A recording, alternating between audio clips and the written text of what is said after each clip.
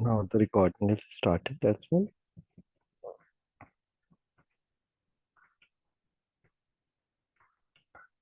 Right. Excuse me. So today we have to go through with the unit 4, which is working in health and social care, and we will discuss about the learning outcome number 5, and that is understand the principles of care planning. So before we start, again, as you all know that I'm your tutor, Sayyid Madhuddin Taj, and we will be discussing about the learning outcome number 5. And if you have any question, then please do ask. And I encourage all of you to ask question related with the unit, so then you will have a proper understanding of the content. And we'll begin our class then. So today, like, we are focusing specifically on the principles of uh, care planning. So this topic is crucial for anyone involved in the health and social care, because care planning ensures that the individual be cared for receive personalized and effective care. So we will explore different scenarios and the content in this unit. So in this one, few of the important points are we have person-centered care planning. So if you all are working in the health and social care field, then you all like be familiarized with the person-centered care approach, and we have discussed this in our previous unit as well. So again, when we consider the principles of care planning, then we have person-centered care planning as well. So the foundation of effective care planning is putting the individual at the center of the process. So this means that care plan should be tailored to meet the unique needs, preferences, and goals of each person receiving care. Then we have to follow care planning should also address all aspects of an individual well-being, physical, emotional, social, and spiritual. So a holistic approach recognizes that these elements are interconnected and equally important. So, for example, for a holistic approach, we can say that consider a young man named J, who has been diagnosed with chronic illness. So, a holistic care plan would not only address his medical need, but also consider his mental health, his social connection, and his spiritual beliefs as well. So, for example, again, like uh, J feels isolated due to his condition, so the care plan might include uh, uh, might include counseling services, community group activities, and support for maintaining his religious practices.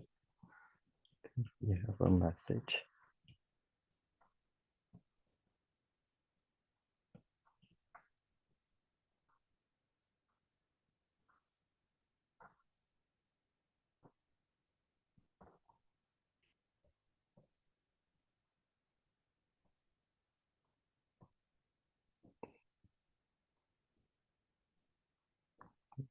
So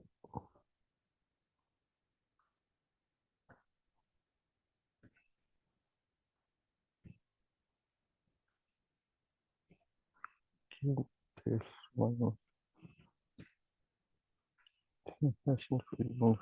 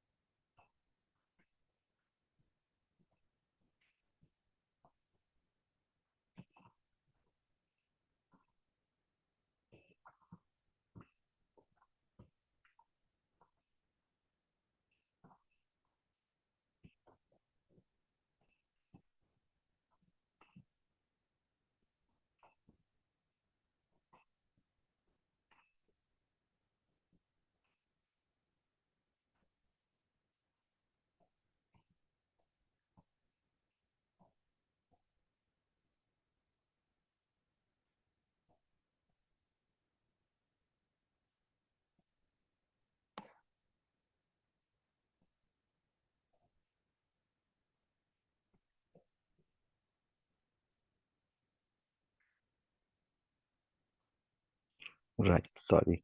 Uh, so we were discussing about uh, person-centered care approach, and also we discussed about the holistic approach. Then we have collaboration and communication as well. So in that we can think about our situation.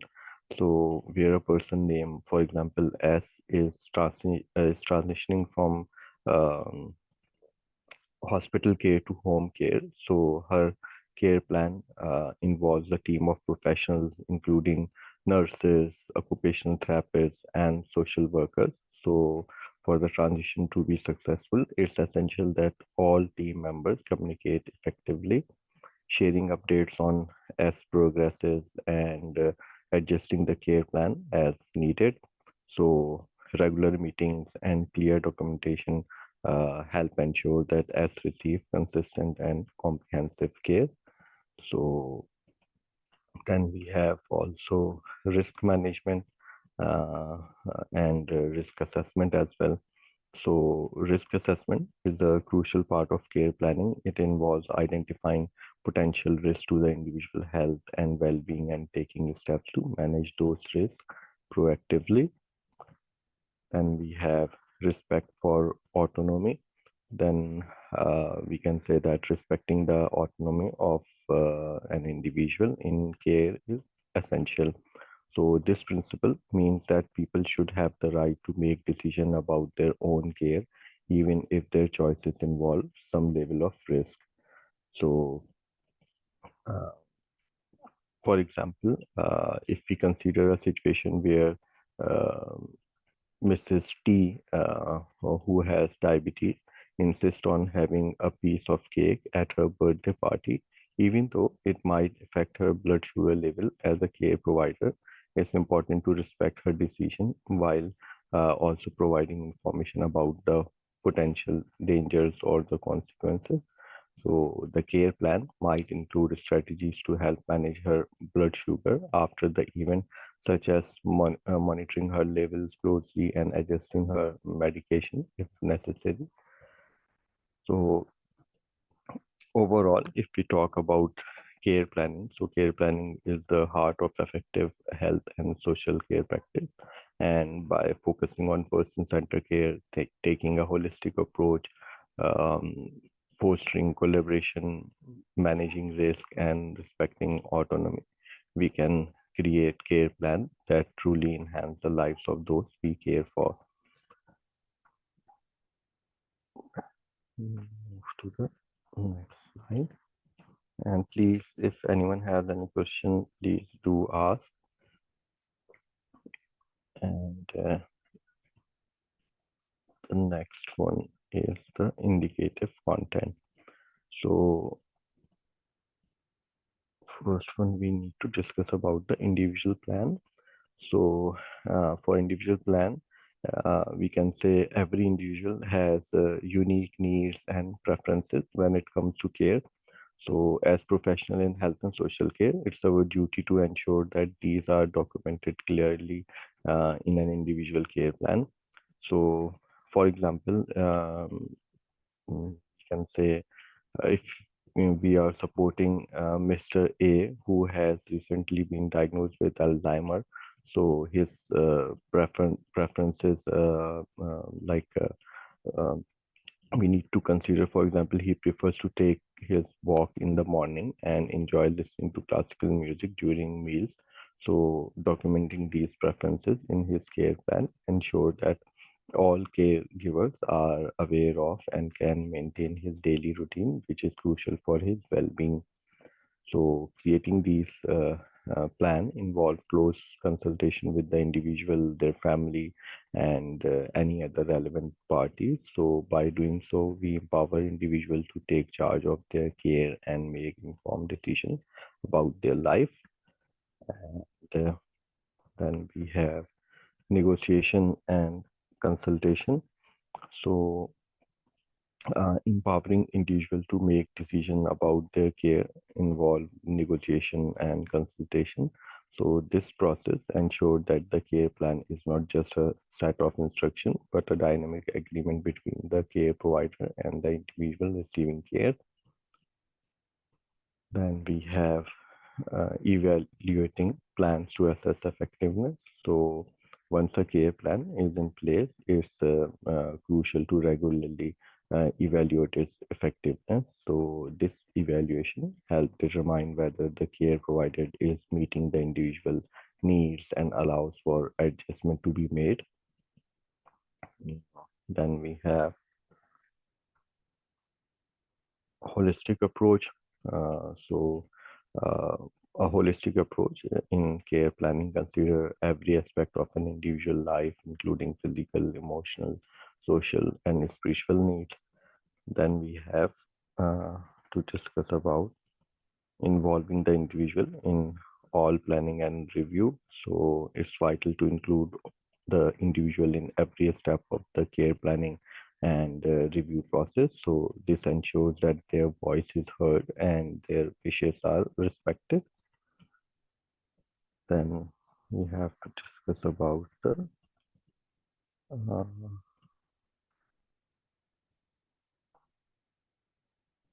right, use of effective communication, we can say. Uh,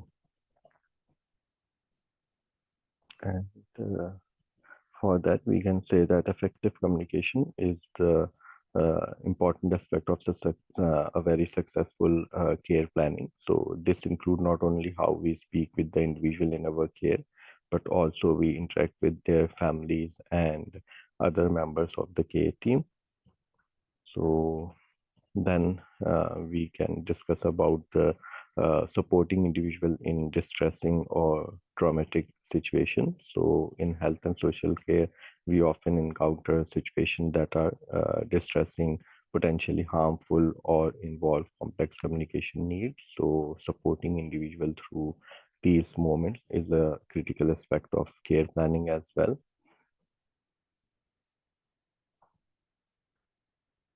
Then what next do we have? Right. So here we have to discuss about the uh, care planning. So, uh, what is care planning? So, care planning hmm, is we can say that uh, to make it easier, we can say that care planning is fundamentally a conversation, a dialogue between the individual and their healthcare practitioner. So, this conversation focuses on understanding the impact that the individual health condition has on their life and figuring out the best ways of support their overall well-being. So, then if we talk about the uh, whole life approach, so uh, like in a whole life way, they are talking about the whole life approach. So if we talk about whole life approach, so the aim is to meet the health and well-being needs of the individual in a comprehensive whole life way. So this means looking beyond just the medical aspect and considering all factors that contribute to their quality of life. uh, then we need to also take care of the ownership and consent. So the care plan is owned by the individual. This is crucial because it emphasizes that the person has control over their own care. So the plan can be shared with others, such as family members or other caregivers, but only with the individual consent. Then we have uh, documenting and recognizing the plan. So it's important that after the care planning conversation take place, there is a record of it. So this record help ensure that everyone involved in the care process is aware of the plan and that the individual knows they have a structure plan in place. Then if we discuss about the components of a care plan, so we have, for example, uh, we have mobility needs. First one is the mobility needs. So this include anything related to the individual ability to move around independently. For example, if uh, J has difficulty walking long distances, so her care plan might include the use of a mobility or access to transportation services. Then the next one we have is healthcare needs. So these are the medical aspect of the care plan, such as medication management, regular health checkup, and any treatment that are necessary to manage the individual condition. Um for J, this might involve regular appointments with a specialist and a routine for taking her medications. Uh, then we have travel and movement needs. So, beyond basic mobility, this includes how the individual will navigate different environment, whether it's going to work, school, or social events. So, J's plan might account for her need to travel between classes or attend off-campus events, and possibly including the provision of accessible transport options. And the last one we have is studying and socializing.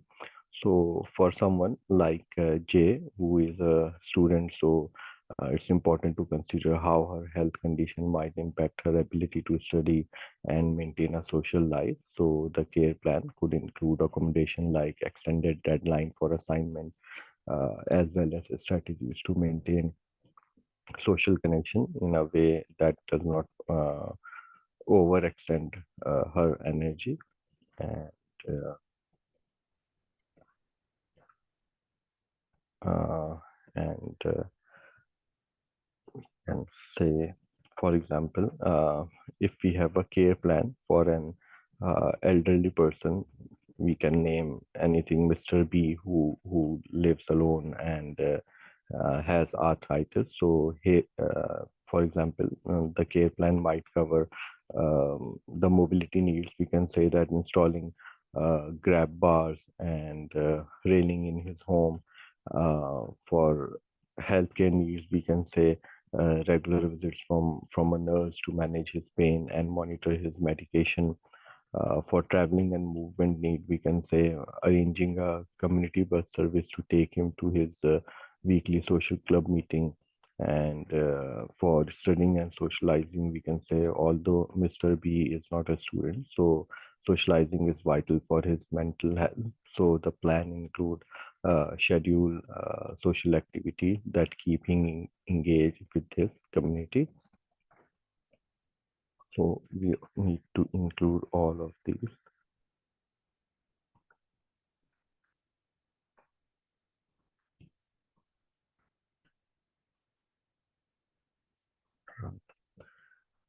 So here we need to explain the purpose of care planning. Right. So, mm,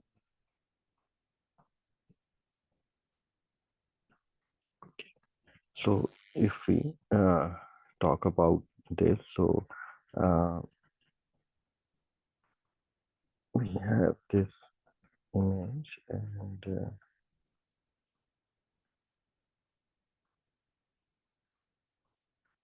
right. So I have discussed this before that if we think about the care plan as a conversation between the person and the healthcare practitioner about their impact, their condition on life, and how they can be supported. So this is the purpose of the care planning. So, for example,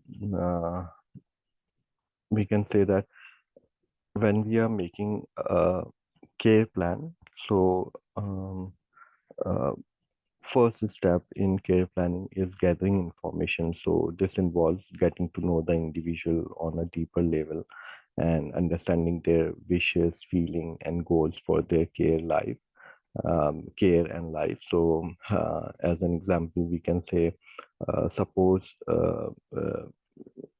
as a care worker, we are working with Mrs. W. So who has recently been diagnosed with a chronic condition.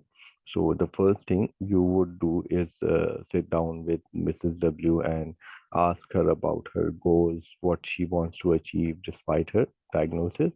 So does she want to maintain her independence as much as possible, and what activities bring her joy and fulfillment?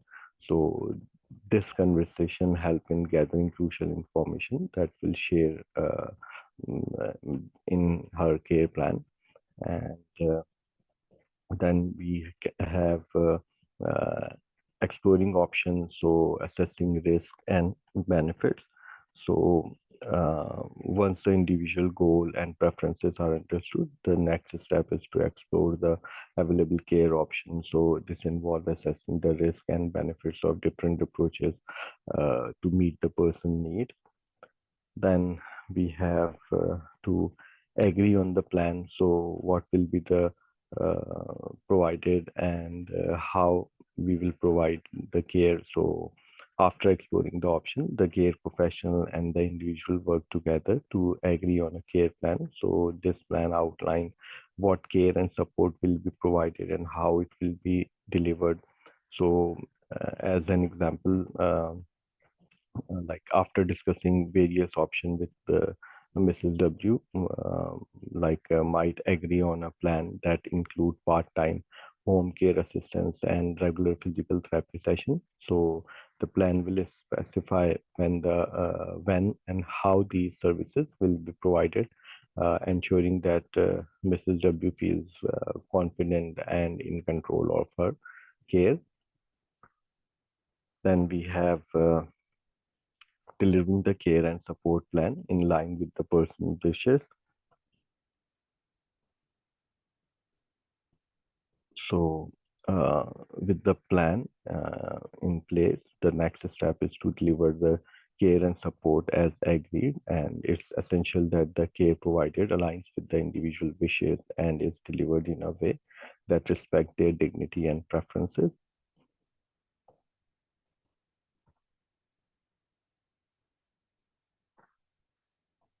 Then we have uh, monitoring and review seeking and listening to feedback. And this is this involves care planning, is an ongoing process, and regular monitoring and review are necessary to ensure that the care plan remain effective and continues to meet the individual needs. Then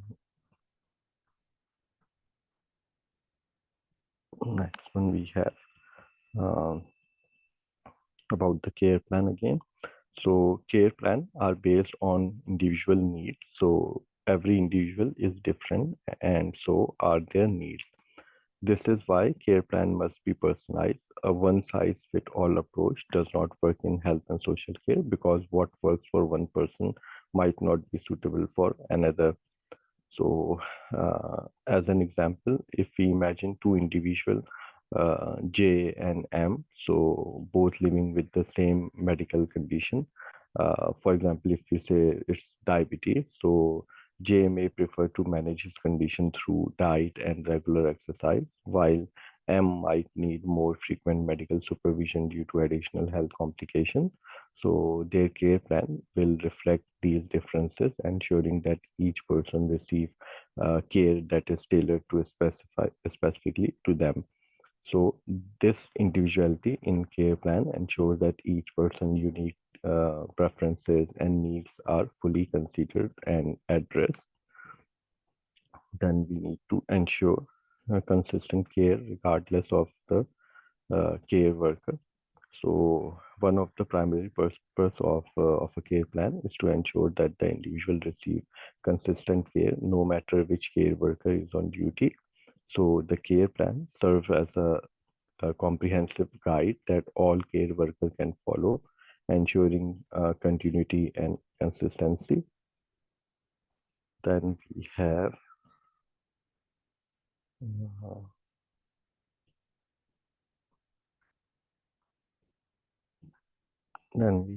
uh, recording the care provided. So it's another key purpose of care plan is to document the care that is provided. This documentation is essential for accountability, communication, and ongoing care management. Um, Then we have supporting individual in identifying and managing their care needs. So a well-constructed care plan supports the individual in understanding and managing their own care needs. It acts as a tool for empowerment, helping the individual take an active role in their care. So for example, if we consider uh, a scenario of J, so who has recently been diagnosed with a chronic condition, so her care plan will outline steps like she can take to manage her condition, such as lifestyle changes, exercise, or regular health checkups. So this not only helps J stay on top of her care, but also empowers her to make informed decision about her health. So supporting individual in this way is crucial because it promotes independence and confidence, allowing them to maintain control over their life.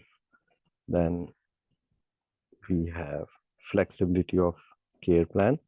So care plan are not static documents, so they are designed to be flexible. This means they can and should be reviewed and adjusted as the individual need change over time. So, as an example, if Mr. Uh, S, who has degenerative disease, so experiences a change in his condition, so his care plan would be reviewed and updated to reflect his new need. So, this might include introducing additional support services or adjusting his medication. So the flexibility of the care plan ensures that it remains relevant and effective regardless of how the individual circumstances evolve. Then,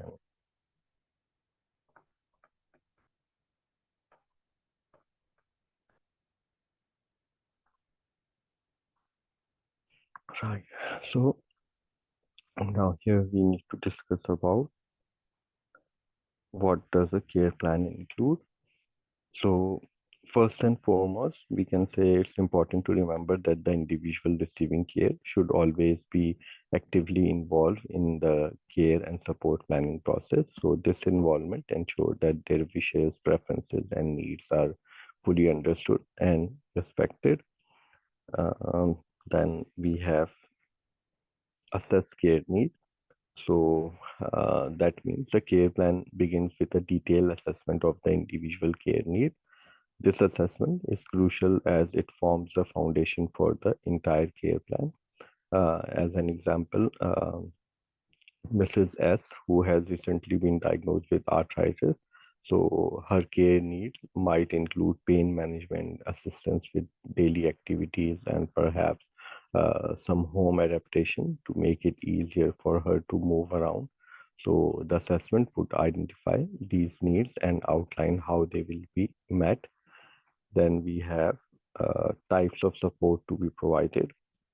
So uh, once the care needs are assessed, the care plan specifies the type of support the individual should receive. So this could range from personal care to medical support, social activities, or specialized therapies. Then we have desired outcome. So a key component of any care plan is the identification of desired outcome. So these are the goals that the individual hope to achieve through the care and support they receive. Then we have who should provide care. So the care plan also details who will be responsible for providing the care. This could include professional caregivers, family members, or other support services. Then we have when care and support should be provided. So timing is another critical element. The care plan specifies when the care and support should be provided to ensure it fits to the individual daily routine and meets their needs effectively. Then we have records of care provided. So a care plan include detailed record of the care provided. So this documentation is essential for ensuring consistency and for evaluating the effectiveness of care. Then we have personal wishes and preferences. So uh, we can say a good care plan also captures the individual personal wishes and preferences, ensuring that their care is not only effective but also respectful of their lifestyle and values. Um,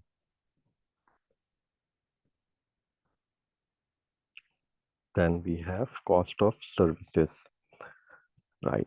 So for individual receiving support from the local authority, the care plan will also detail the cost of the services provided. So this include a breakdown of who will pay for each aspect of the care. So as an example, we can say if Miss R has a personal budget allocated by the local authority, so her care plan will specify how much of the budget will go towards her home care services, physical therapy, and any other necessary support. So it will also outline what portion of the cost she might need to cover herself. Then we have, uh, sorry, any question?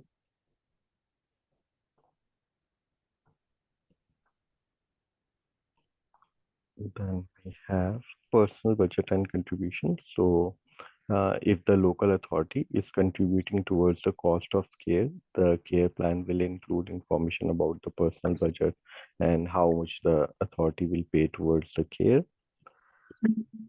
Then we have scope of support. So finally, the care plan might also include various forms of support that the individual might need, ranging from personal assistance to home adaptation that promote independence. Uh, for example, if Miss A needs help with mobility, so her care plan might include installing grab bars in her bathroom or providing a personal assistant who visit weekly to help with household chores and ensure that her safety at home.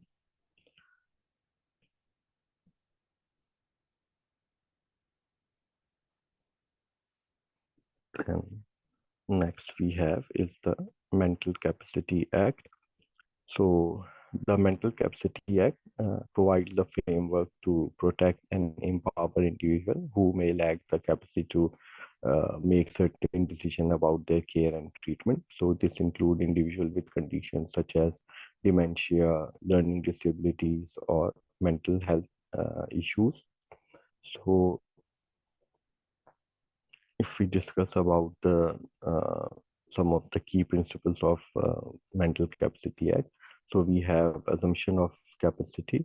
So every adult has the right to make their own decision unless it is proven that they lack the capacity to do so.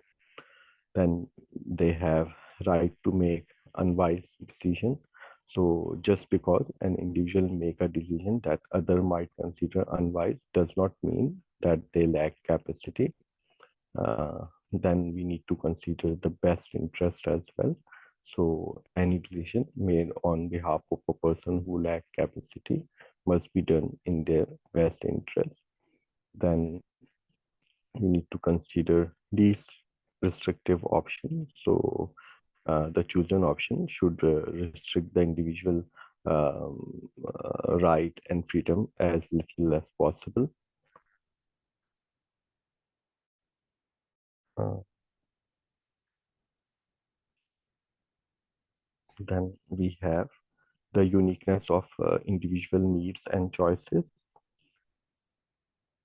And for that, we can say each person needs and choices are unique, and this must be the starting point of any care plan. So the Mental Capacity Act reinforces that the idea that care planning should not be a generic process, but uh, like it should be we need to deeply consider the individual person's preferences and choices and goals.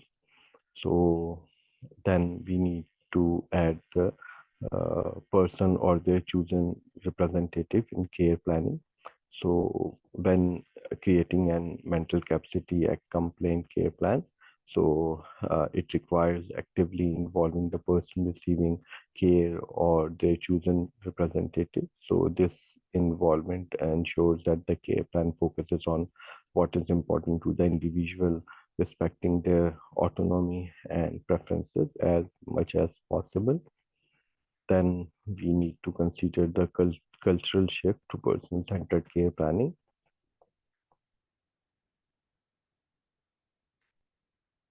Uh, and when we are designing care plan that comply with the Mental Capacity Act, it requires a cultural shift from traditional um, model of care planning to a more person-centered approach. So this shift is about moving away from making decision on behalf of the individual without their input to a model where the person voice is central.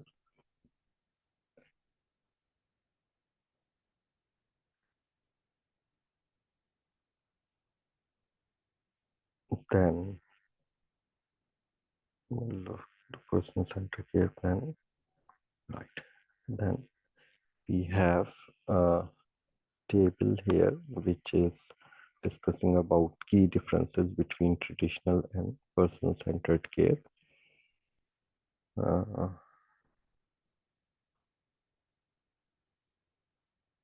right.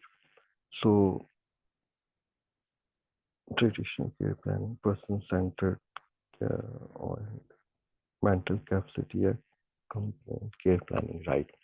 So uh, we need to examine the differences between traditional care planning and person-centered uh, care, and also mental capacity compliant care planning as outlined in the table. um, we can see is and by understanding these differences is crucial for anyone working in health and social care, as it highlights the shift needed to ensure care planning aligns with the principles of the Mental Capacity Act and truly represent the individuality of the person receiving care. So the first one is focus of care planning. So traditional care planning involves focuses on what professionals think is best for the individual. It typically based on a general understanding of the condition or situation. The emphasis is more on clinical or functional needs rather than on the individual personal goal and preferences. And if we talk about person-centered or mental capacity act compliant care planning, so it prioritizes the individual personal aspiration, values, and goals. So the care plan is developed with the active involvement of the individual or their chosen representative, and it ensured that the care plan provided aligns with what is most important to the person. Um, then we have decision making as well. So if we talk about decision making, we can get an example of an elderly person who need to decide between different living arrangements. So a traditional approach might involve professionals choosing the most practical option, and we can say in contrast, a person-centered approach would involve discussing all the options with the person, considering their preferences and how each option aligns with their lifestyle and values. Then we have uh, flexibility and adaptability.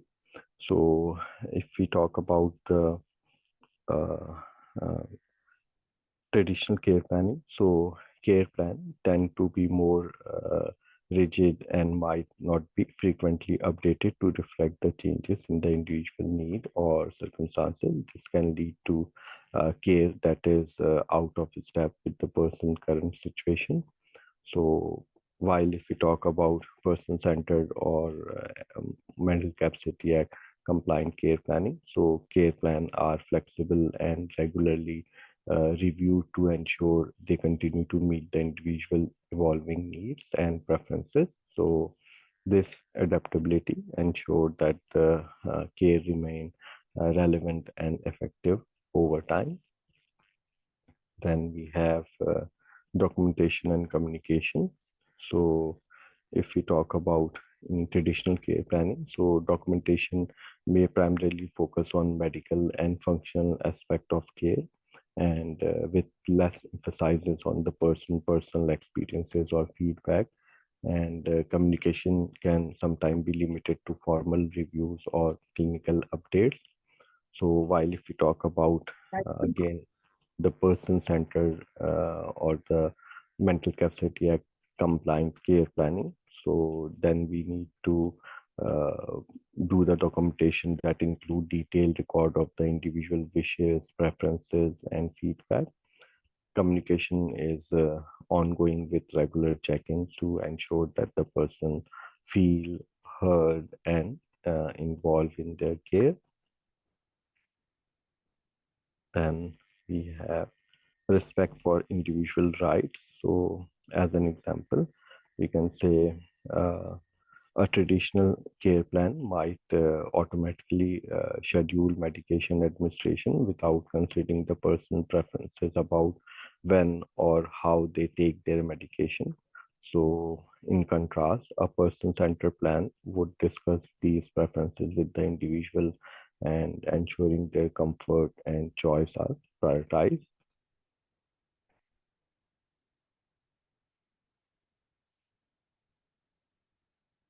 Right. Here we need to discuss about the roles and responsibilities involved in the care planning process. We need to discuss about a collaborative and multidisciplinary team, right? So we can say in the care planning process, a collaborative and multidisciplinary team plays a crucial role in ensuring that the needs and goals of each individual patient are met. So the multidisciplinary team is composed of various healthcare professionals, each bringing their expertise to create a comprehensive and personalized care plan. So we have doctors or medical providers. So doctors, including both senior and junior doctors, as well as nurse practitioners, are primarily responsible for diagnosing medical condition, prescribing treatment, and overseeing the overall medical care of the patient. So we can say the responsibilities would be ordering medical tests, prescribing medication, monitoring progress, and communicating with the multidisciplinary team as well. So, as an example, a doctor might prescribe physical therapy for a patient recovering from surgery and collaborate with the physical therapist to ensure that the exercise prescribed are safe and effective for the patient's effective condition. Then, if we talk about nurses, so nurses are professionally trained caregivers who have direct day-to-day contact with the patient, though they are responsible for implementing the care plan and ensuring that the patient's immediate healthcare needs are met. Um, they have the responsibilities as the direct patient care, supervising nurse aides and communicating with the multidisciplinary team as well. For example, we can say a nurse might notice that a patient is experiencing side effect from a new medication and report this to the doctor, promoting a review and potential adjustment of the treatment plan. Then we have physical, occupational, and speech therapists. Right. So these therapists are specialized professionals who provide therapeutic exercises and techniques designed to improve the patient's physical function, mobility, and communication abilities. So their responsibility is to do the physical therapy occupational therapy or speech therapy as well. So a physical therapist might work with a stroke patient to improve their walking ability, while an occupational therapist help the same service user or the patient relearn how to dress themselves, and also they can use adaptative techniques. Then we have nutrition or dietary consultant. So the professional assess and address the patient nutrition need, ensuring that the diet provided support the overall health and specific medical condition. So an example would be a dietary consultant might design a meal plan for a diabetic patient that help manage blood sugar level while also meeting their nutritional needs. Then we have spiritual leaders. So spiritual leaders or religious leaders attend to the special, we can say, spiritual and religious need of the person or the patient or service user, offering support that can be an important aspect of holistic care.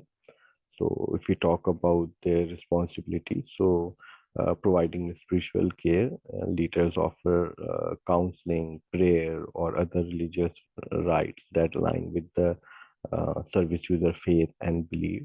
And what they do is they work with the care team to ensure that the patient's spiritual needs are respected and integrated into the overall care plan. So then the next one we have is the patient and their family members.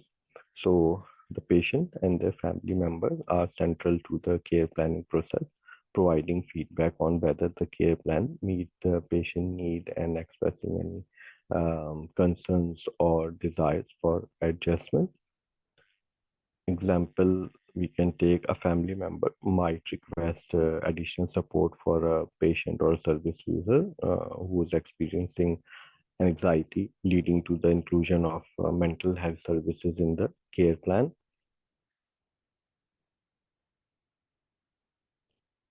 Right.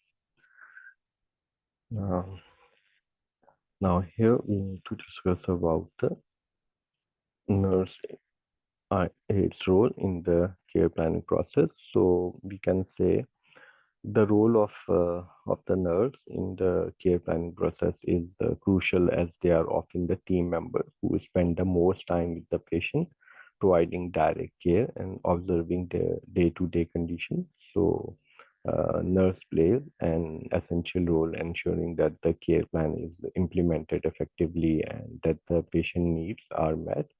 So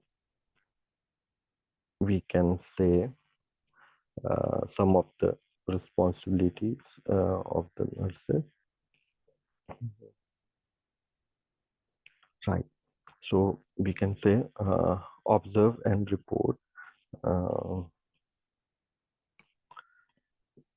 One of the responsibilities, observe and report, and then we can say uh, they also communicate.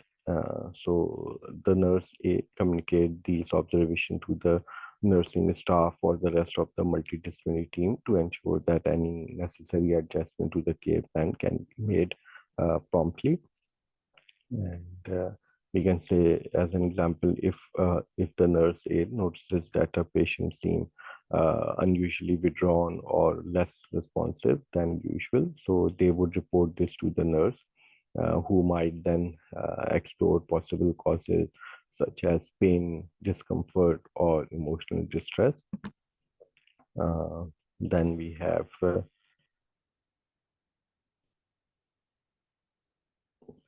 have addressing difficulties with meals and bathing. So we can say nurse aides play a key role in helping patient with eating, especially if the patient has difficulty handling food or feeding themselves. So this include preparing the food, cutting it into manageable portion, and assisting with feeding if necessary. And if we talk about um, bathing, so assisting patient with bathing is another we can say a crucial responsibility. This involves helping the patient maintain personal hygiene while ensuring their safety and comfort, especially if they have mobility issue or other physical limitation. Then we need to consider the patient safety. So identify and mitigating the risk. So the nurse A is vigilant in identifying potential safety risks such as issues with mobility, the risk of fall, or difficulties with swallowing during meal. So they can take proactive step to mitigate these risks, and they have the responsibility to report safety concerns. So any concern regarding the patient safety are promptly reported to the nursing staff or the multidisciplinary team so that the appropriate action can be taken to address these concerns. So then we have to discuss about adjustment in the care plan. So when gaps are identified in the care plan, such as difficulty with meals or safety risks, the nurse play a vital role in implementing new tasks and adjusting to the care plan. So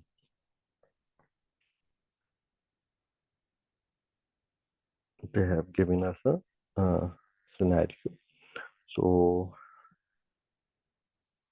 So for example, if we discuss about the scenario, so we need to, if we discuss about the responsibilities, so we need to ensure proper positioning during meal. So the nurse aide will provide and ensure that the patient is out of bed and sitting upright during meal. So this is crucial step in preventing choking and ensuring that the patient eats safely. Uh, and They can also assisting with the food preparation. So the nurse aide assistant, we can say they assist the patient by cutting larger portion into the smaller, easier to manage size, and by opening containers that might be challenging for the patient to handle. So this helps the patient maintain their independence while ensuring their safety. Then, if we discuss about uh, the nurse aide monitors the completion of meal to ensure that the patient is eating enough. So they document the patient nutrition intake, which is important for tracking the patient health and making any necessary adjustment to the care plan. As an example, we can say after observing that the patient is struggle to eat certain food, the nurse aide cut the food into smaller pieces and ensures that the patient is positioned correctly during meal. So they also keep a log of how much the patient eat during each meal, which help the nutritionist and other care team members assess the patient nutritional status.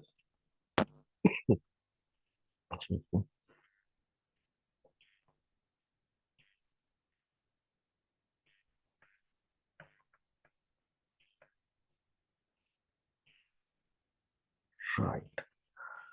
Now we need to discuss about uh, responsibilities of care worker in a residential home. So uh, care workers play a vital role in the daily lives of care home residents and ensuring that they receive both physical care and emotional support. Their responsibilities are multifaceted and covering a wide range of tasks that contribute to the overall well-being and safety of residents. So we need to discuss about uh, some of the daily responsibilities. So we have, for example, if we talk about the responsibilities, so we have physical care. So in physical care, the responsibilities would be assisting with daily activities. So as an example, a care worker might assist and like might we can say a care worker assist Mrs. T who has arthritis by helping her get dressed in the morning and ensuring that she has a nutritious breakfast that she can easily manage as well. Then we have emotional support. So, in emotional support, we can say providing companionship. So, care worker offer companionship to residents. They like by chatting with them, sharing news, and simply being a friendly presence. So, this emotional support help to reduce the feeling of loneliness and isolation, which are common in care setting. Then we have uh, encouraging participation in activities. So care workers gently encourage residents to participate in recreational activities, which are important for maintaining mental and emotional well-being. Then we have uh, safeguarding procedures as well. So, by following safeguarding protocols, care worker always like they adhere to safeguarding procedures to protect residents from harm. So this include fire safety and preventing abuse and ensuring the environment is safe. So, for example, a care worker ensure that fire exits are clear and that all residents are familiar with evacuation procedures in case of any emergency. Then, contribution to care plan, we can say. So care workers are involved in writing and updating residents' care plan, ensuring that these plans reflect the current need and preferences of each resident. For example, after noticing that uh, Mrs. M has been struggling with her appetite, so a care worker might suggest a change in her meal plan during the next care planning meeting. Then we have communicating with families. So care worker provide information to family members regarding the resident care plan, ensuring that families are informed and involved in the care process as well.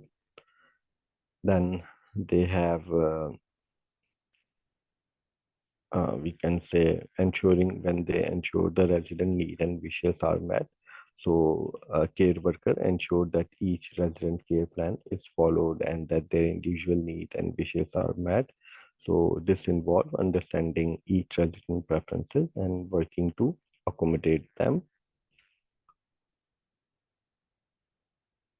Then we have working as a part of team. So care workers collaborate with other health and social care professionals to provide holistic care. So this team approach ensures that all aspects of a resident well-being are addressed. Then we have uh, recording, record keeping and reporting.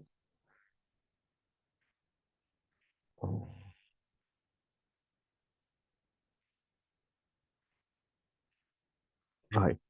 So when we talk about documenting the care, so care workers are responsible for recording and reporting essential information in the resident daily report.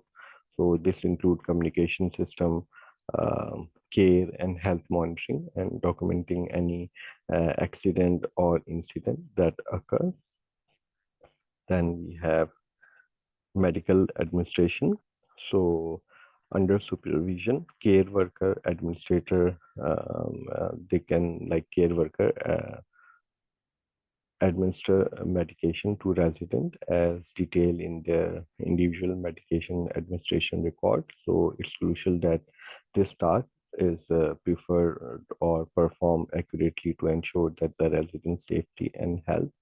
Uh, but we need to like keep in mind that it should be under supervision. And then we have promoting engagement. So care worker encourage residents to get involved in recreational activities, which are vital for their social and emotional well-being.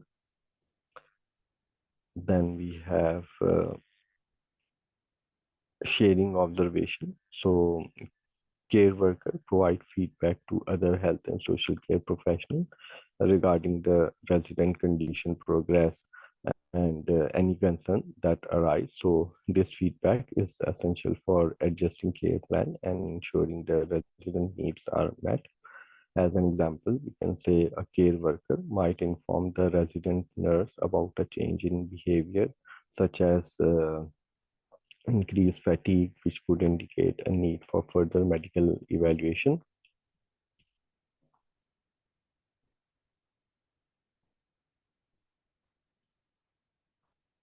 Right. So here we need to discuss about model care planning process. So if we talk about it, so the model care planning process um, has four uh, phases. So identify, prepare, uh, plan, and manage.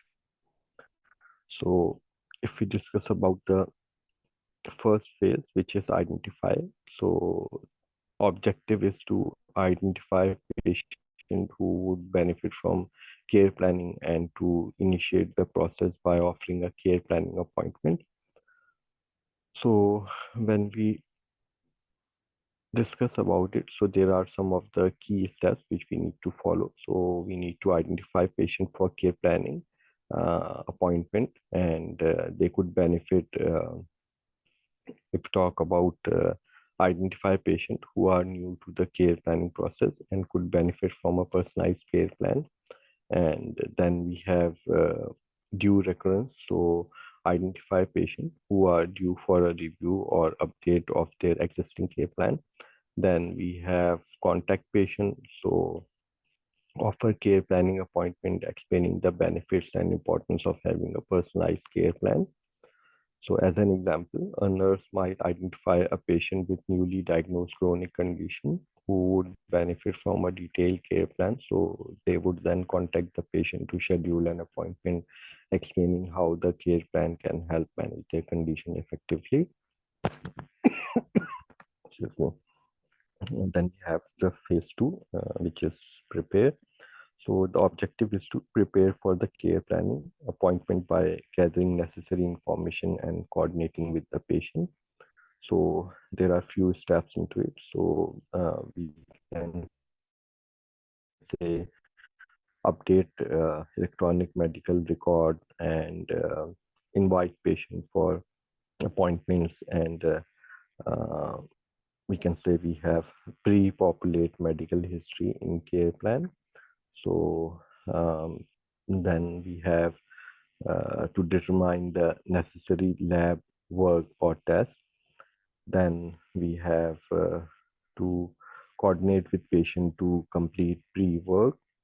So, for example, we can say before meeting with a patient with diabetes, the care team might review the patient recent blood sugar level, update their medical history, and determine if any additional tests are needed. So they would then coordinate with patient to ensure everything is ready for the care planning session.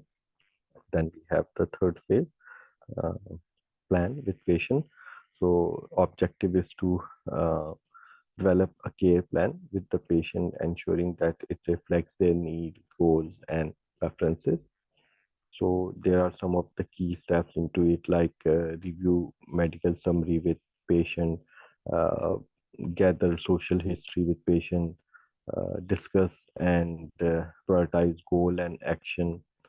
Then we could have to create a action plan as well, and then we need to plan for addressing barriers as well. As an example, during the care planning session, a patient with heart disease and their care team might prioritize goals such as improving diet and increasing physical activity. So together, they would create an action plan that includes specific dietary changes and an exercise routine as well, while also addressing potential barriers like access to healthy food or physical limitation. Then we have the phase four, which is manage. So to implement the care plan, like monitoring progress and make necessary adjustment. to ensure that the plan remain effective. And there are some of key steps like plan for follow-up with patient, uh, then follow-up, actual follow-up with the patient, then they have uh, internal meeting. We can say that we need to coordinate follow-up among the team, and that could be done internally. Like we can say that we need to ensure that all members of the team are informed about the patient progress and any update to the care plan. Then we have coordinate sharing of care plan with external care providers. So sharing the care plan with external care providers is, as an example, the specialist home health aid. So what it does to ensure continuity of care across all services that the patient receives. As an example, we can say after a care plan is implemented for a patient with chronic obstructive pulmonary disease, COPD, then the care team schedule regular follow-up to monitor the patient lung function, adherence to medication, and participation in pulmonary rehabilitation. So they also share updates with the patient pulmonologist and any other relevant specialist. Right. Then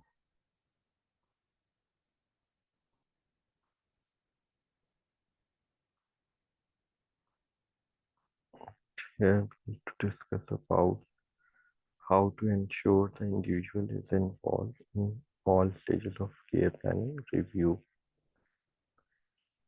Right. So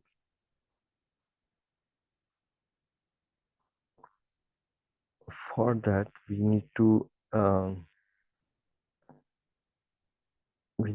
think the individual is the best person to understand and express their own needs, preferences, and goals. Recognizing this is the first step in ensuring they are actively involved in their care. So there are few actions which need to be taken, like listen actively and ask for input as well. Uh, then we have to facilitate active participation in care planning. So the individual should play an active role in planning their care and support. This means being a co-creator of the care plan rather than a passive recipient of services. So action could include collaborative meeting and provide information and education. Then we have uh, make the process person-centered and person-led. So care planning should be centered around the individual need and led by their preferences and goals. So this approach ensures that the care provided is relevant, effective, and respectful of the individual autonomy. So the action could be tailored the care plan. So and respect the individual decision. Then we have uh, then we have continuously review and adjust the care plan. So the care plan should be a living document that evolves over time as the individual need and circumstances change. So regular review should involve the individual at every stage. A few of the steps are schedule regular reviews and encourage feedback. Then we have support self-management and independence. So if you talk about it, so there are some key principles. So involving the individual in their care planning, supports self-management and encourages independence. So this empowers them to take control of their own health and well-being. Um, as an example, if we say A patient with a chronic condition might be given a self-monitoring tool to track their symptoms and progress. The care plan would include guidelines on how to use this tool effectively, with the patient taking a lead role in monitoring their own health.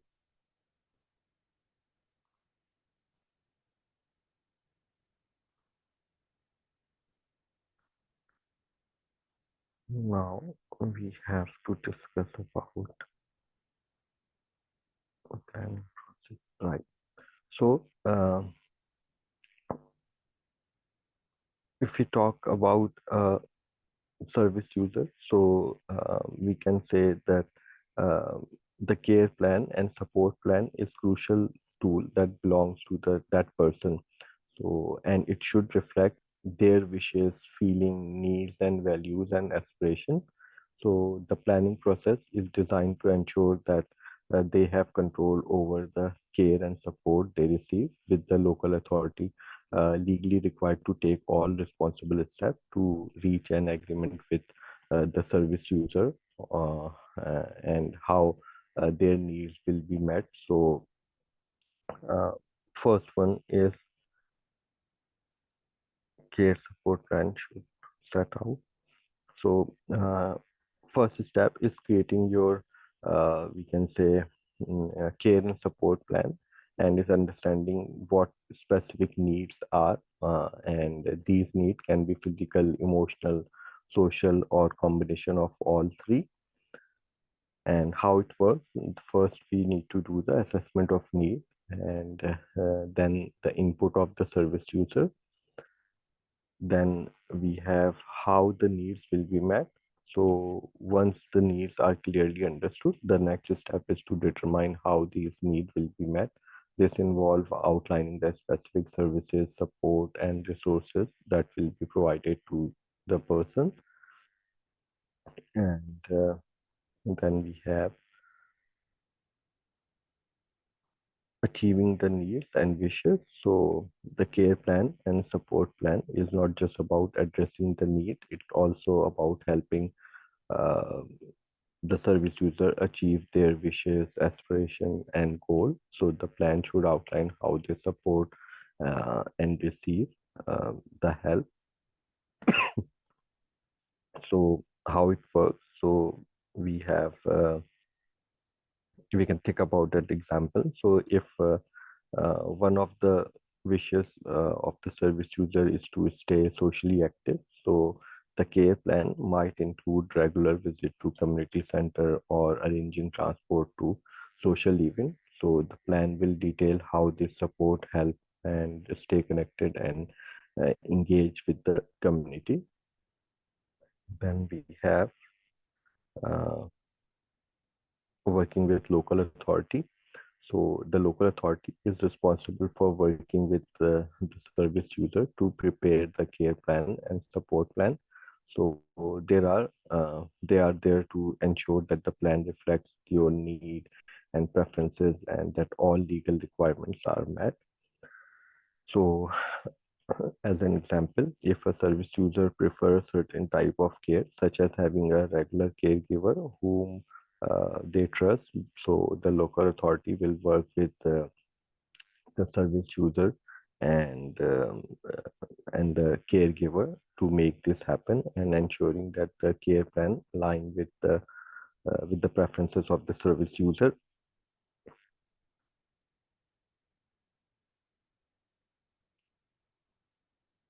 Right now, here we need to discuss about, will my care and support plan be reviewed? Yes, uh, care plan and support plan will be reviewed regularly to ensure it continues to meet the needs effectively. And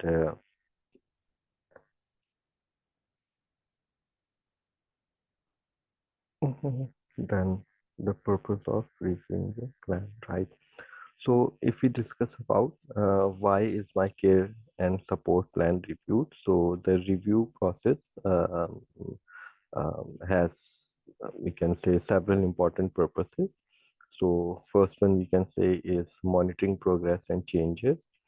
So the objective is to assess how well the current care and support plan is working for you.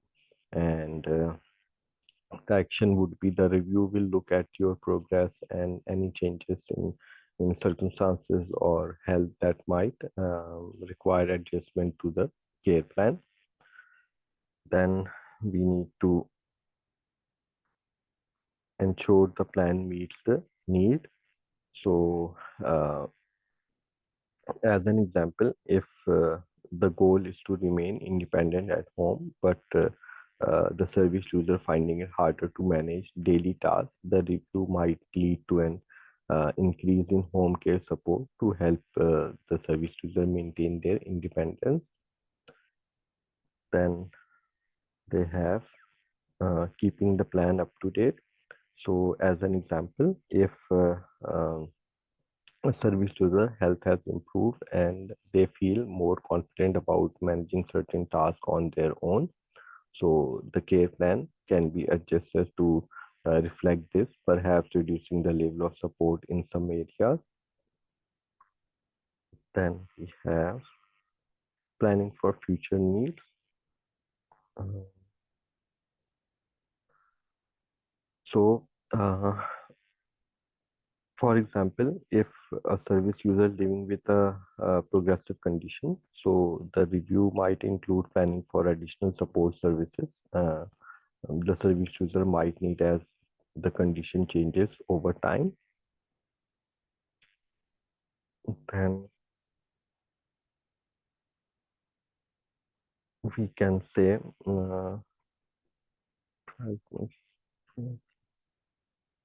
okay. So now we have to talk about the reviewing process. So uh, we can say first review. So the plan should be reviewed 12 months after it was first set up. So this initial review is crucial to assess how well the plan is working and to make any necessary adjustment early on. Then we have ongoing reviews as well, and we have as needed reviews as well. So it's not necessary that the first review would take after uh, 12 months. So it could be it could be an ongoing reviews, and there could be uh, as needed reviews as well. And how is the care and support plan review carry out? So, if we talk about the review process, so the review of the care and support plan is the crucial process that ensures that the plan remains relevant and effective in meeting the needs. So, the method of review should be tailored to the um, agreed agreed option, and we have different ways in which a review can be carried out, along with details on who should be involved in the process. So, if we talk about self-review, so in a self-review, the service user take the lead in reviewing uh, their own care and support plan, and after completing the review, uh, the service user they submit it to the local authority for their sign off. And when it's used, so the method is generally appropriate if you have a stable long-standing support package with fixed or long-term outcome, so it's suitable for individuals who feel confident in managing and assessing their own care needs. Then they have uh, we have peer lead review. So what is it? So a peer lead review involves friends, family members, or other trusted individual helping you review your care plan. So they work with the service user to assess whether the current care plan is still effective and what adjustment, if any, might be needed. So as an example, if a service user live with family member who assist with daily care, so the service user might ask them to help review their plan to ensure that aligns with the current need, and they are also comfortable with the level of support being provided. So this option we can say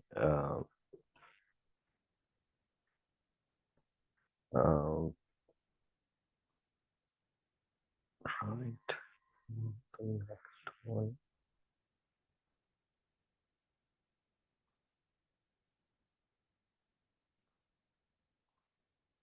Hmm.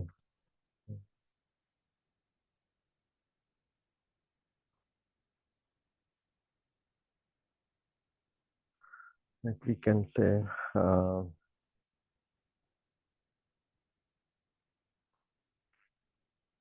this option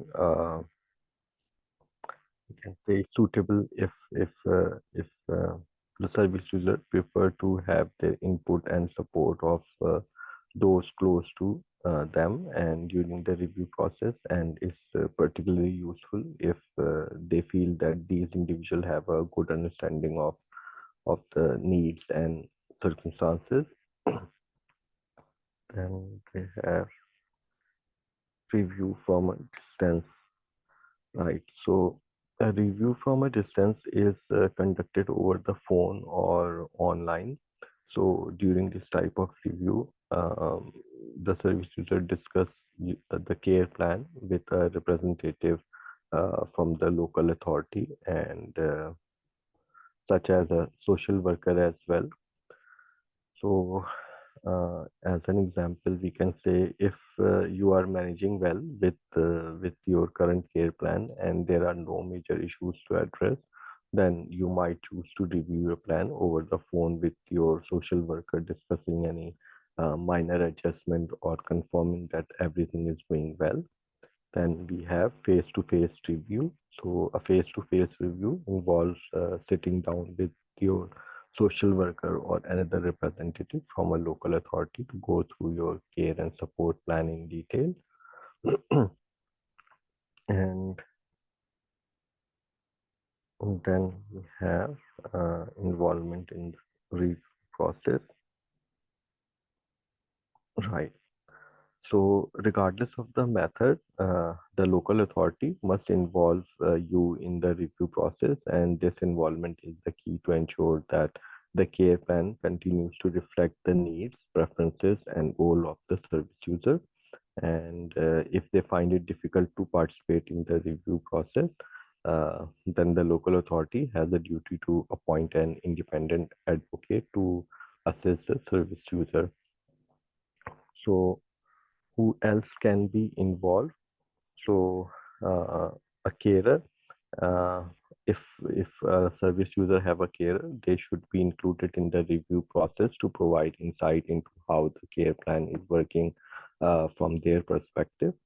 Then we have family members who are involved in care plan and can also be part of the review, helping to ensure that the plan meets both the needs and practicalities of the care plan of the service user. Than anyone else you request. So if service user the service user have the right to involve any other person they wish in their review process, and provided it is appropriate and aligned with your or the service user wishes. As an example, if a service user prefer their spouse or a close friend might join in a face-to-face review with a social worker. So, they can. Then we have to discuss about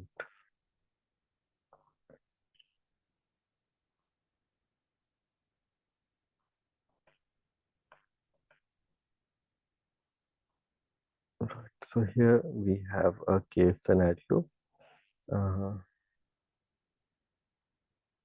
So this case involves M, a 67-year-old woman with mild mental health issues and significant medical needs, so which include poorly controlled diabetes, and M lacked the capacity to decide where to live, and as a result, she was placed in a care home by the clinical commissioning group. and the CCG determined that this placement was in M's best interest due to the significant health risk he would face if returned home. So, however, M expressed a strong aversion to living in the care home, even uh, stating that she would take her own life if she could not leave. So, this situation highlights the complexities of balancing safety and well-being with individual autonomy and quality of life. So, we can say uh, lack of capacity. So, M was uh, deemed to lack the mental capacity to make decision about her living arrangement. So, this determination is guided by the Mental Capacity Act, and which requires that any decision made on behalf of a person lacking capacity must be in their best interest. So the clinical commissioning group placed M in a care home, believing that this was in her best interest because of the health risk associated with returning home. So the primary concern was her poorly controlled diabetes and potential dangers if posted. If she were to live independently without any support, then we need to consider M's wishes. So, despite the care home being deemed safer, M expressed that she hated living there and indicated that her life has lost meaning and happiness. So, her strong negative reaction to placement raised significant concern about her quality of life. Then, uh, they have the code of protection consideration. So the code of protection acknowledges the risk involved if M were to leave the care home, but also recognize the importance of considering M's own perspective on her quality of life. So the code highlighted that while the state has an obligation to protect life, this obligation is not absolute. So specifically, if the protected life lacks meaning or happiness from the individual point of view, then they have balancing safety and well-being with individual rights. So we have right to life versus quality of life. So the case showcases the tension between the duty to protect an individual life and the need to respect their personal autonomy and assessment of their quality of life. So the court suggested that preserving life without considering the person's happiness and sense of purpose may not be in their best interest. So, the court position indicate that the care plan should not only focus on physical safety, but also on ensuring that the individual life retain meaning and dignity. So, in M case, the court seemed to suggest that the alternative solution should be sought, one that could better balance her safety with her express wishes and emotional well-being. So, uh, what is involved in that. So, person centered care planning and involvement of the code of protection and holistic approach to best interest and advocacy and support. So, in this case, we can say the case of M highlights the complexities and ethical consideration involved in care planning for individuals who lack capacity. So, uh,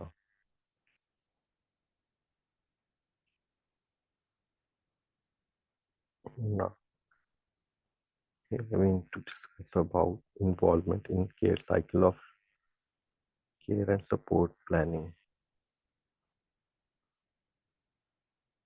Right. So involvement in care and support planning is an ongoing dynamic process that require continuous communication and collaboration between all stakeholders, including commissioners, providers, users, and their family or carers. So this involvement is not a one-time activity, but an integral part of the entire care and support planning cycle.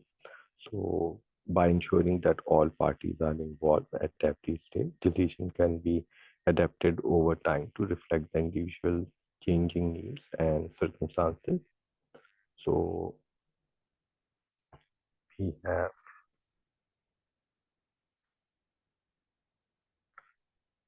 uh, the first step, we can say developing the plan of care, then involvement in risk management and safeguarding. Then we have involvement during the delivery of care and support. Then we have involvement during reviews. Then we have involvement through regular feedback.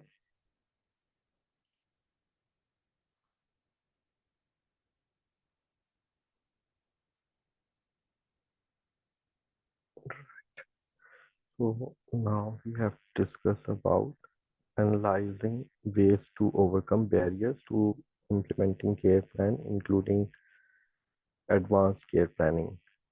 Right. So, in the context of care planning and advanced care planning, various barriers can prevent the effective implication of care plan. These barriers can arise from a lack of skill, cultural beliefs, or past negative experiences related to healthcare decisions. And overcoming these barriers is crucial to ensure that individuals are fully involved in their care planning and that their wishes are respected, especially in end of life care. So there are some of the common barriers like lack of skills among the staff, um, and we can say healthcare staff may lack the necessary skills or training to manage advanced directives, hold sensitive conversation about end of life care, or guide patient through the uh, advanced care process or the planning. Then they have, we can say, there is cultural belief and prejudices. So then we have previous negative experiences, and there are few of the strategies to overcome these barriers. And advanced care planning.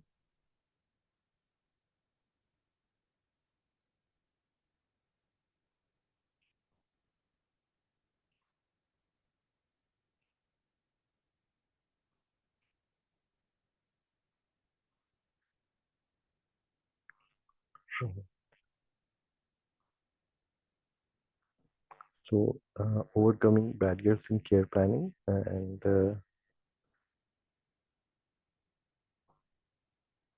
improve diversity, right? So if we talk about it, so improving diversity among healthcare provider means recruiting and retaining staff from various racial, ethnic, and cultural backgrounds. So this diversity can help bridge cultural and communication gap between patient and providers. So it involves active recruitment, retention programs, and leadership development as well. Then collecting and utilizing patient ethnicity data. So collecting detailed information about patient ethnicity is crucial for understanding the specific cultural and social factors that may affect patient healthcare experiences and adherence to treatment plan. The action involves systematic data collection, personalized care plan, and informed communication as well.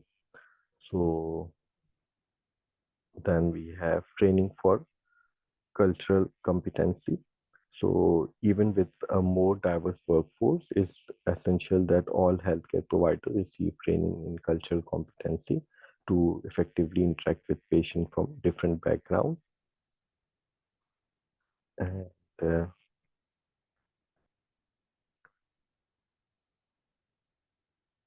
then we have patient and family engagement. Uh, right. So engaging patient and their families in care planning is more effective when provider understand and respect the patient cultural background. So this engagement help build trust and encourages adherence to care plan. Then we have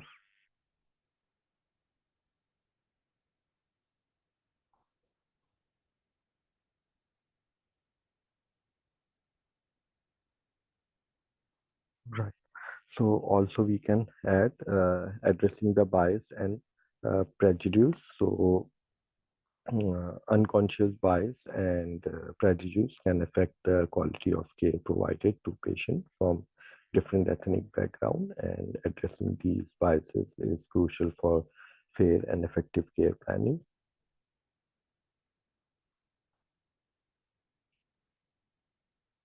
So, for example, we can say a healthcare provider might implement a survey system where patient can anonymously report any experiences of bias or discrimination. So the feedback from these surveys can then be used to address specific issues and provide targeted training to staff.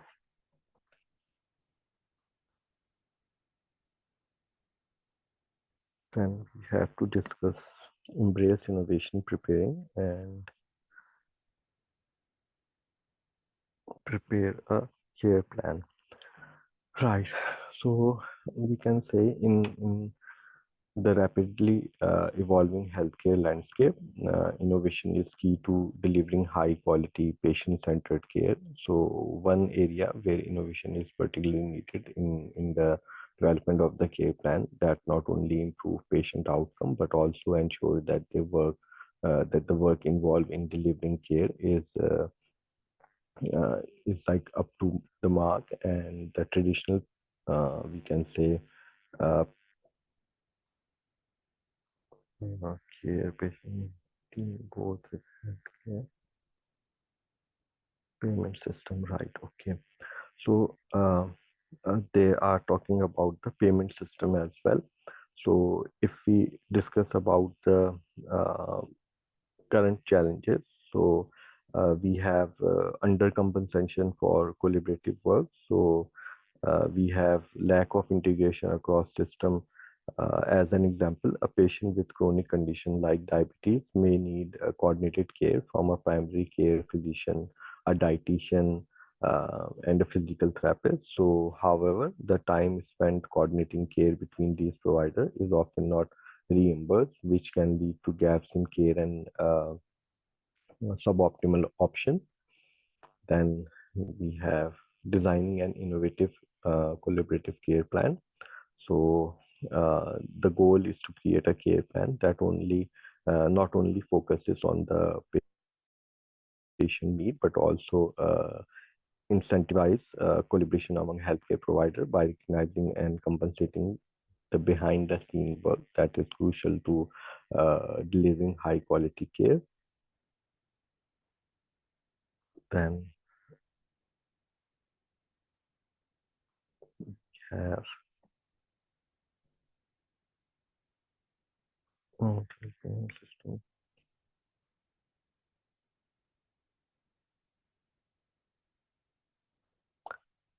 Right. Then we can if we have a scenario as an example, we can take a healthcare system implement a new care plan for patient with complex chronic condition like heart failure. The care plan involves a multidisciplinary team including cardiologist, primary care physician, dietitian, pharmacist and social worker. So if we talk about the collaboration, so the team meets regularly, either in person or virtually, to discuss the patient progress and make adjustment to the care plan if needed. So they use a shared digital platform to document patient interaction and share notes. Then they have the patient-centered goal. So the patient goals such as reducing hospital uh, readmission and maintaining an effective lifestyle are central to the care plan. So each provider role is aligned with these goals. Then the last one we can say is innovative payment structure.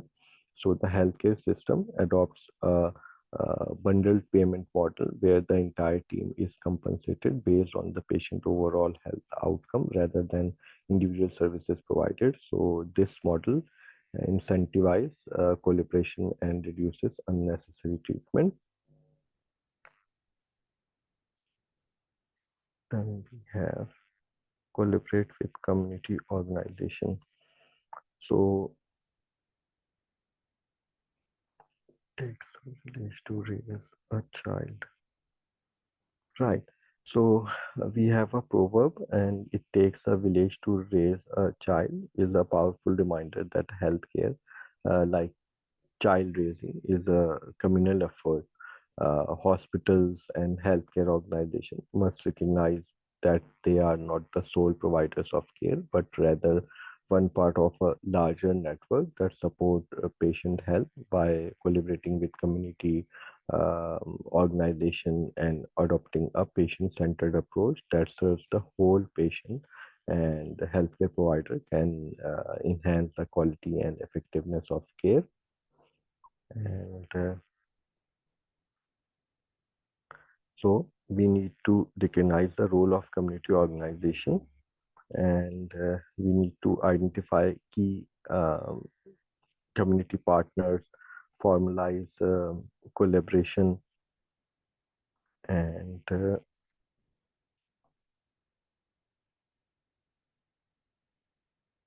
then uh,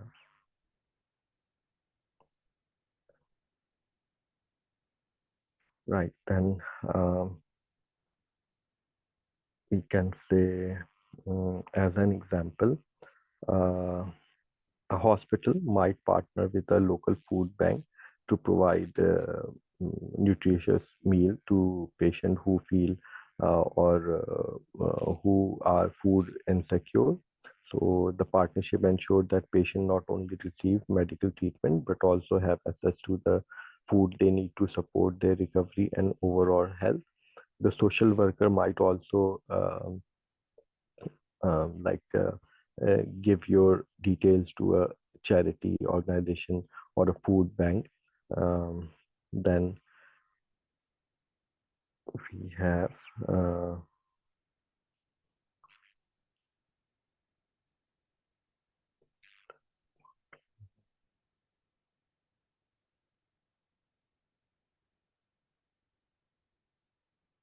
inside of community health initiative. So we can say a hospital could develop a program that offer free health screening and educational workshop in partnership with local school, aiming to identify and address health issues early uh, on and reduce the long-term burden on the healthcare system. Then we have uh, serving the whole patient. So serving the whole patient involves addressing not just their medical need, but also their emotional, social, and environmental needs. So this requires a cultural shift within healthcare organization where patient needs take uh, precedence over institutional priorities. Then we have integrating community resources into care plan. So, right. So we can say to truly serve the whole patient, healthcare provider must integrate community resources into individualized care plan. So this involves understanding the unique challenges each patient faces and connecting them with the appropriate community services. Then we have evaluating and scaling successful collaboration. So not all collaboration will be equally successful. So it's important to evaluate their effectiveness and scale up those that are more significant impact on patient and community health.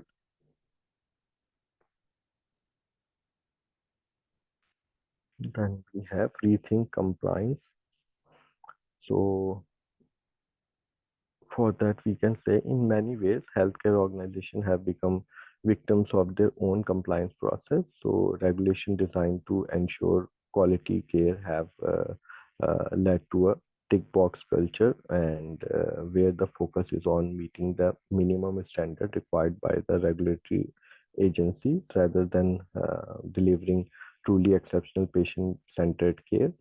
So, to break free from this mindset and focus on delivering clinical excellence, healthcare leaders must rethink and they need to uh, tailor their approach to compliance. So, if we talk about the process oriented compliance, right? So, if we talk about the problem with process-oriented compliance. So they have given us an example. Uh, as Jeff Bezos pointed out, processes can become the focus instead of the desired outcome. So in healthcare, this often manifests as a rigid adherence to protocol and procedure designed to meet regulatory standards. So sometimes at the expense of patient-centered care. So the impact is the tick box culture and loss of patient focus. So for example, a hospital might prioritize completing mandatory forms and documentation to ensure compliance with the health regulation.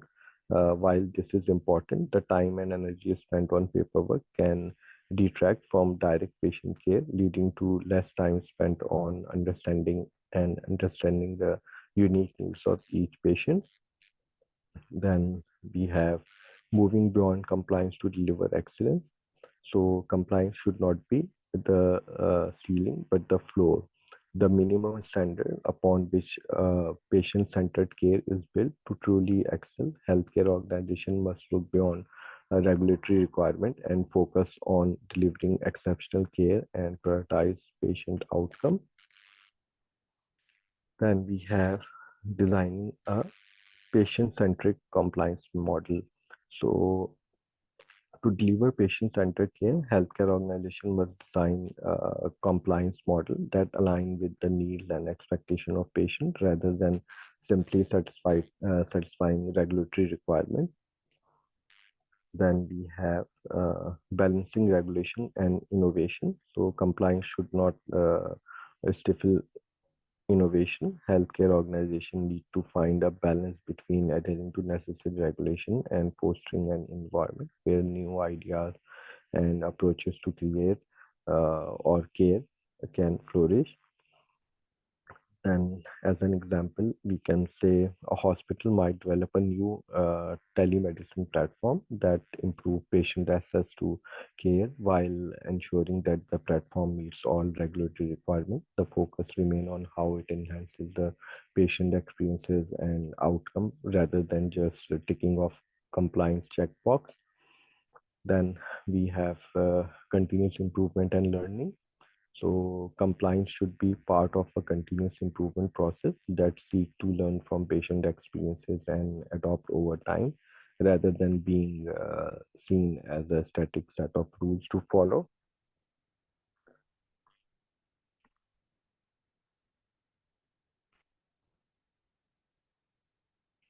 Right. Now here we need to discuss about critically reviewing the challenges of developing effective care plan. So uh, so we need to discuss the factors. So the factors are lack of involvement from the individual in their care plan,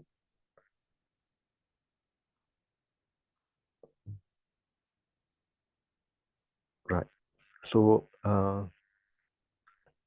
if we have lack of involvement from the individual in the care plan, so um, the impact would be it uh, uh, care plan that are developed without the input of the individual may not be accurately reflect what is important to them, leading to care that is misaligned with their values and priorities. And as an example, a care plan for an elderly person that does not take into account their desire to remain socially active may focus too heavily on medical intervention while neglecting the social aspect of their well-being. So the solution could be involve individual in every stage of care planning, ensuring that their voices are heard and their preferences are prioritized. So this can be achieved through person-centered planning approaches, which emphasizes collaboration between the individual, their family, and the care team. Then we have complexity and usability of care plan. So, care plan that are either too complex or too vague can be difficult for frontline staff and external stakeholders, such as inspectors or GPs, to use effectively. So overly complex plan may be overwhelming and difficult to navigate, while overly brief plan may lack the necessary detail to guide care. Example is a care plan that is filled with jargon and medical terminology may be difficult for non-clinical staff to interpret, leading to confusion and potentially inappropriate care intervention. Then we have inaccuracy and lack of focus on holistic needs. So, as an example, a plan that focuses exclusively on managing a chronic condition without addressing the individual mental health needs or social isolation may result in a decline in overall well-being, even if the physical condition is managed effectively. Then we have inappropriate language and attitudes in care plan. So, example is a care plan that refers to an individual as difficult or uncooperative without considering the reason behind their behavior, fails to provide a constructive and empathic approach to care. So, if we talk about the solution, so the care plan should be written with respect and empathy, focusing on the individual strength and abilities, training for care providers on the importance of language and attitude in care. Documenting can help prevent the use of inappropriate terminologies. Then we have lack of evidence-based practices in care plan. So the biggest and most problematic issue is when the care plan are not based on evidence-based practices. Care plan that do not incorporate the latest research and best practices are likely to be ineffective and may even harm the individual.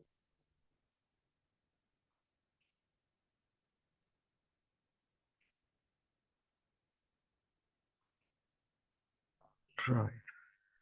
So here we have to discuss about the overview of the care planning challenges. Uh,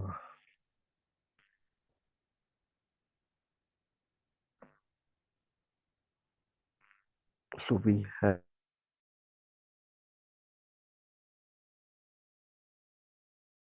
creation in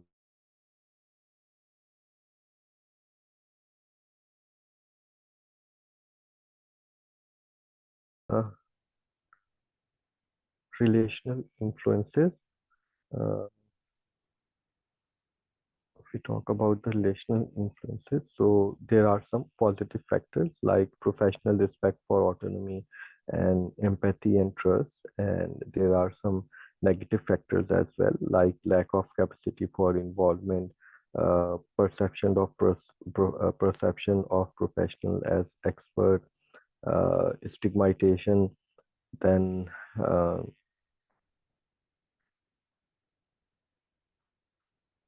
if we talk about the service user carer buy-in, so there are some positive factors like motivation and engagement, goal settings. If we talk about the negative factors, so it's medically led care plan and negative past experiences.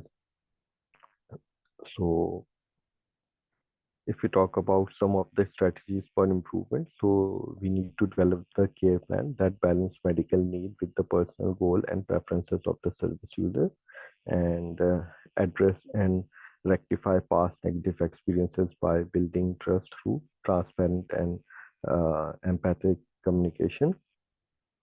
Then, if we talk about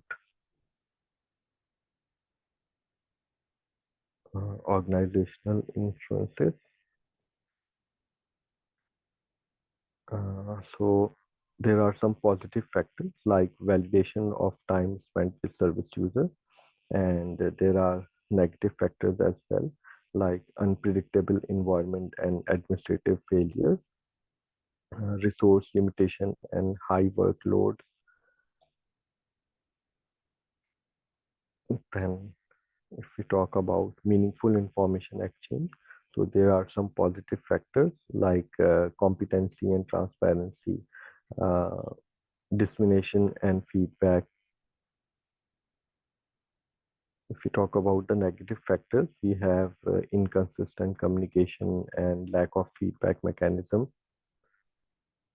And We have participatory deliberation and decision making. So the positive factors are creative and flexible consultation. We have structured facilitation. The negative factors are lack of competence and power differential, and insufficient time and staff indifference.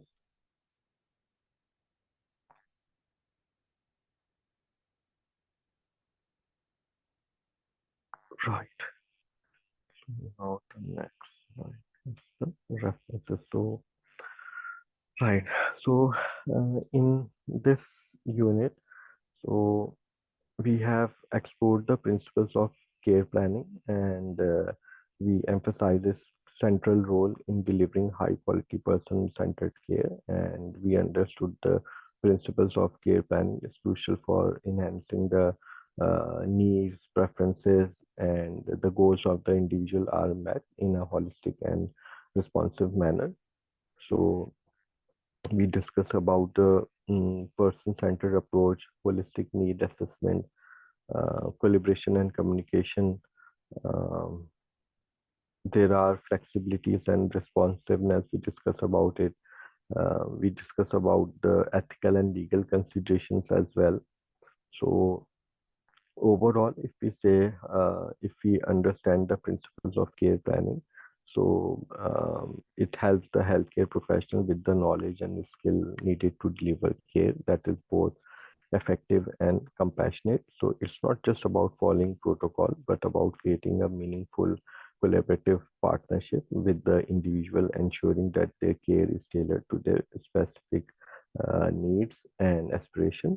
So as we apply these principles in practice, we can make a significant impact on the life of those we care for and helping them achieve better health outcome and a higher quality of life. I'm really very sorry. I took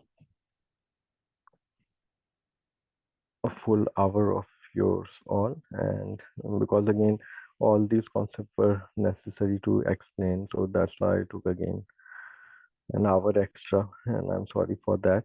If anyone has any question, then they can ask.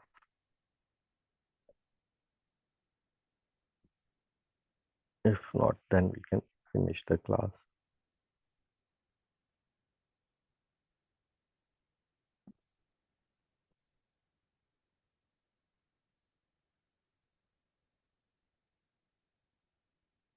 Any question from the student?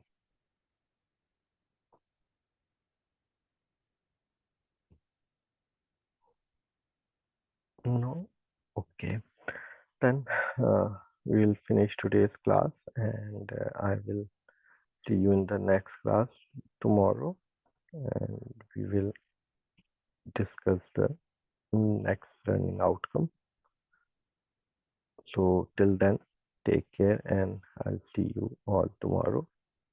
And I'm going to stop the recording and finish the meeting.